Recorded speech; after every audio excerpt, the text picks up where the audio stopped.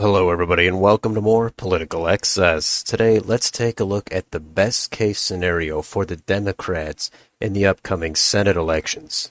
This is basically their dream scenario if everything fell into place for them. It's a tough call on some of these, but let's jump into it anyway. Safe states are over a 10-point margin, likely 5 to 10 points, lean under 5 points, and tilt 1 point or less. Let's start in Alaska.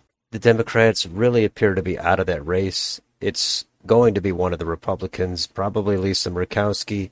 If it's not her, it looks like it'd be Kelly Tshibaka, so that has to still be safe for the Republicans. Hawaii, easy safe for the Democrats. Washington, Oregon, California, obviously very safe for the Democrats. How about Nevada? On the best case scenario, I have that at a high lean for the Democrats, probably about 5 points. It's not looking good for Catherine Cortez Masto right now, but there's more than enough time for the momentum to shift, and the polls might not be accurate right now, could be undersampling Democrats. So in the best case scenario, she would win it by about 5. Idaho, that would still be safe for the Republicans. Utah, that would be a likely for Mike Lee. I think Evan McMullin would get that under 10 if he had a great night, but I don't think it will get under 5, even in a best case scenario. Arizona, that is going to be likely for Mark Kelly. He's already leading in the polls. In the best case scenario, he really turns on the Jets and gets it up to about an 8 or 9 point win. Colorado, that would be safe for Michael Bennet. It's already borderline safe as it is. North and South Dakota would still stay safe for the Republicans. Kansas, safe for Jerry Moran. 2 years ago when Roger Marshall won, the polls were pretty close toward the end, but he ended up winning by 11 points. Oklahoma will still stay safe for James Lankford. In that special election, Mark Wayne Mullen, he would still win by a safe margin, less than Lankford, but still easily over 10 points. Iowa, that would be likely for Chuck Grassley. If Franken does everything the right way and Grassley kind of implodes, Grassley would still, I think, win by 6 or 7 points. Missouri, that would be likely for Eric Schmidt. Not much to say here. It just could get under 10 points in this best case scenario, but not really close to a lean. Arkansas would still be safe for John Bozeman. Louisiana, they have the jungle primary on election day. I still think it would be safe for John Kennedy.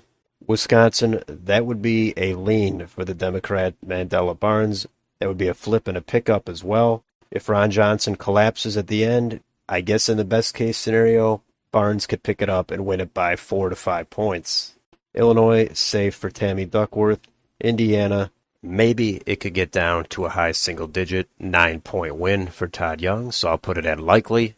Kentucky would still be safe for Rand Paul. Alabama, safe for Katie Britt. How about down in Florida?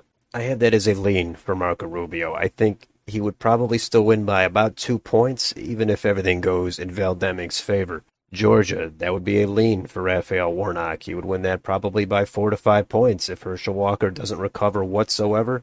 I don't think it's going to be a blowout no matter what, but Warnock would win that by a relatively comfortable margin in the mid-single digits. South Carolina, I still think would stay safe for Tim Scott. North Carolina, tough call, but in the best case scenario, I suppose Sherry Beasley would slightly edge it out. I have it as a tilt for her there, under 1 point. Ohio, that is a tough call. A lot of the polls still show Tim Ryan ahead. We've got to see some debates and then the polling following the debates. The state has just trended too far to the right for me, and I don't see J.D. Vance really collapsing. But given the current polling, somehow if everything lined up for Tim Ryan, I will give him a tilt in Ohio. I do think the polls are underestimating the Republicans in some of these states, but especially in Ohio, I think Vance, he's going to win that in the end. But this is the fantasy for the Democrats, and they would pick up Ohio in this scenario. Let's go to New Hampshire. That will be a likely for Maggie Hassan. Everything goes right for her, she'll win that by 9, even maybe up to 10 points. Vermont would stay safe. New York would stay safe. Connecticut would stay safe for the Democrats. How about in Pennsylvania? That would be a likely for John Fetterman. I do believe the momentum is with Dr. Oz. However, he's not the best candidate. Fetterman has been in the lead. If the polls are actually correct this time, then Fetterman would win by 5 to 6 points. I realize that's a big if, If they're undersampling Republicans at all in Pennsylvania, then Dr. Oz, he's going to win. But it is a best case scenario, and in that scenario, Fetterman wins by a likely margin. And the last state is Maryland. There's not much to say about that. Chris Van Hollen would probably win that by around 30 points in this scenario. So that would be my map, and that would result in 46 Republican senators, 54 Democratic senators. In this scenario, Democrats would pick up Wisconsin, Ohio, Pennsylvania, and North Carolina. This actually might be what the map would look like if Donald Trump were in office. I think the Republicans would have a pretty bad day, given what normally happens during midterm elections. I realize you can make a case for some of the margins in some of these other states. Maybe a couple of these get down to 10. Maybe a couple of them go to likely. But as for additional flips, I think you'd be hard-pressed to flip somewhere like Florida. This is the top line, I think, for the Democrats, 54 seats. I'll take a look at the best-case scenario for the Republicans in a future video, so check that one out. But let me know what you think of this map. Do you agree with it? Do you disagree with it? Let me know down below in the comments. And if you enjoyed this channel, please like, share, and subscribe. Thanks for watching, and I'll see you next time.